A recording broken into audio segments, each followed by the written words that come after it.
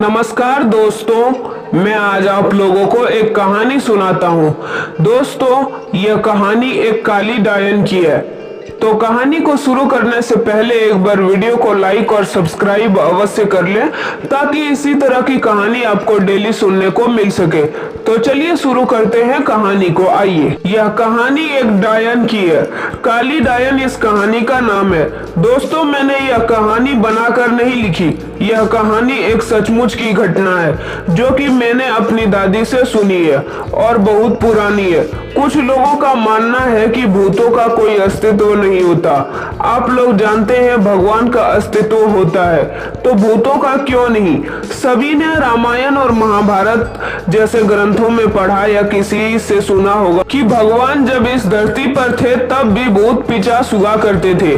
भगवान निराकार है। निराकार का अर्थ होता है जिसका कोई आकार नहीं होता है। जो लोग जिस रूप में भगवान को पूजते हैं, भगवान उसी रूप में उसे दिखाई देते हैं। तो प्रेम से बोलिए भक्तों, भगवान की जय। और समय व्यर्थ ना करते हुए मैं आपको अपनी कहानी की ओर ले चलता हूँ।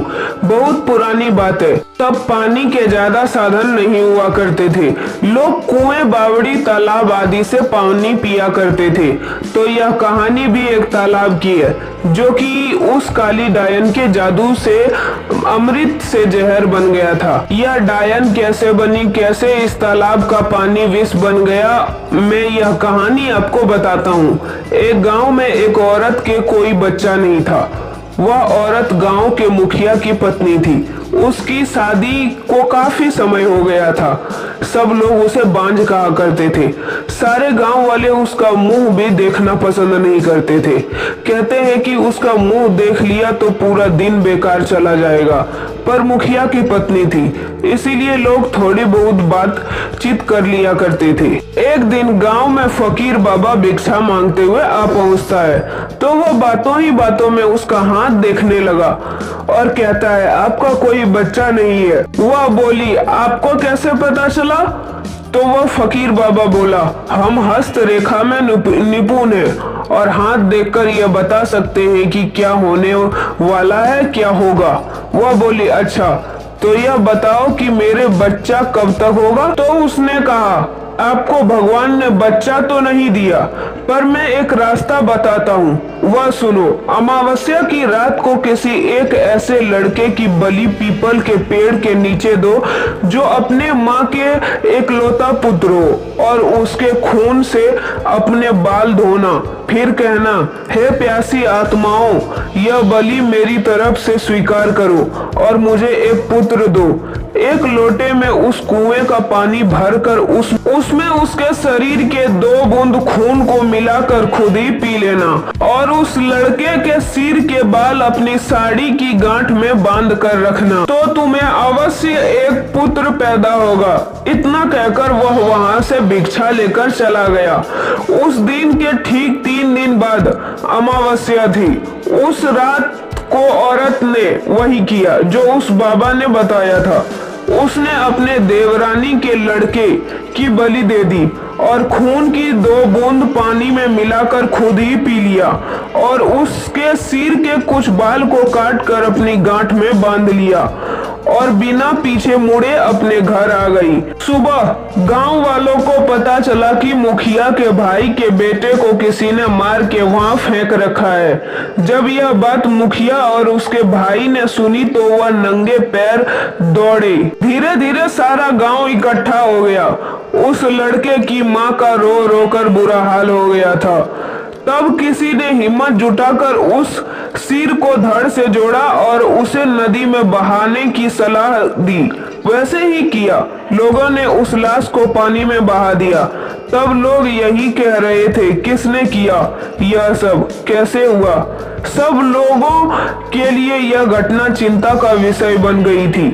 जब मुखिया घर पहुंचा तो क्या देखता है कि उसकी पत्नी तो पकवान बना रही थी। वह बड़ी खुश नजर आ रही थी। मुखिया ने क्रोध में कहा, क्या तुम्हें इस बात का बिल्कुल भी दुख नहीं है कि हमारे भाई का बेटा मर गया है? वह पहले ऐसे नजरों से देखी जैसे कि उसे मारी डालेगी। फिर कहने लगी, लड़का उसका मरा है, मेरा नहीं, मैं क्यों शौक मनाऊं? और हंसने लगी। और कहने लगी, तुम पागल हो, तुम्हें तो खुश होना चाहिए कि अब तुम्हारे भी एक पुत्र आने वाला है, और यह जानकर और खुशी होगी कि वह इस जायदाद का अकेला वारिस होगा। और वह हंसने लगी। यह देखकर मुखिया से रहा नहीं गया और उसे जान से मारने के लिए तलवार उठाने चला गया। वह अंदर तलवार ढूंढ रहा था पर तलवार नहीं मिली।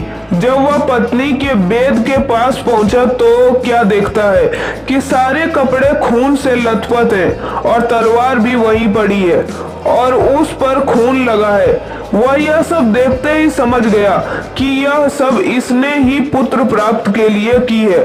उसने उसे मारने का विचार बनाया कि अभी मैं इसको मार दूंगा तो सब लोग मुझे गलत समझेंगे, और वह वहां से चला गया।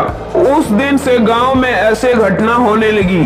किसी की भैंस मर गई, किसी ने उसे मार डाला और उसके शरीर के अंग इधर उधर फैले जैसे पड़े हैं। किसी ने उसे नोच नोच कर खाया हो। किसी दिन किसी का कुत्ता, किसी का बछड़ा तो किसी की बकरी मर गई, और इसी तरीके से वो मर रही थी जिस तरीके से भैंस को किसी ने मारा था। ऐसी घटना से सारा गांव परेशान था। किसी को यह समझ नहीं आ रहा था कि आखिर हो क्या रहा है। एक दिन की बात है, मुखिया रात को अपने गेट के पास सोया हुआ था। आधी रात के समय उसे गेट खुलने की आवाज आई। वह जाग गया। उसने देखा कि एक औरत बाल फिकरे हुए आधी रात को बाहर चली जा रही है। देखने में तो ऐसा लग रहा था कि जैसे कोई उसे खींच कर ले जा रहा हो। भादों की काली रात थी। चारों तरफ से आवाजें आ रही थी, कहीं सियार तो कहीं कुत्ते भौंकते हुए। ऐसा लग रहा था जैसे कि यह रात जाने क्या कयामत ढाएगी। अचानक उसे एक गाय के बछड़े के रंभाने की आवाज आई। वह समझ गया कि हो ना हो यही सारे गांव की बर्बादी का कारण है। मुखिया के दिमाग में एक आइडिया आया कि क्यों ना मैं चलकर देखूं कि यह कहां जाती है। वह उठकर चल दिया। उसने आगे जाकर देखा कि पड़ोसी के गाय का बछड़ा का सिर कटा हुआ है। तब मुखिया ने उससे पूछा कि तुम कौन हो, तो उसने देखा कि वह उसकी पत्नी ही थी। यह कहानी से दोस्तों यह निष्कर्ष निकलता है कि आप इतने भी किसी को जलील ना करें कि वह इस हद तक पहुंच जाए। कहानी अगर पसंद आई हो तो वीडियो को लाइक और सब्सक्राइब कर लें। तब तक के लिए धन्यवाद। मिलते हैं अगले वीडियो में।